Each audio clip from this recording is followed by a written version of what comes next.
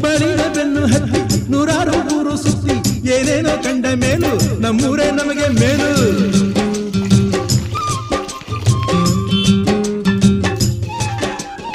ಕೈಲಾಸ ಕಂಡ ನಮಗೆ ಕೈಲಾಸ ಯಾಕೆ ಬೇಕು, ದಾಸರ ಕಂಡ ನಮಗೆ ವೈಕುಂಠ ಯಾಕೆ ಬೇಕು.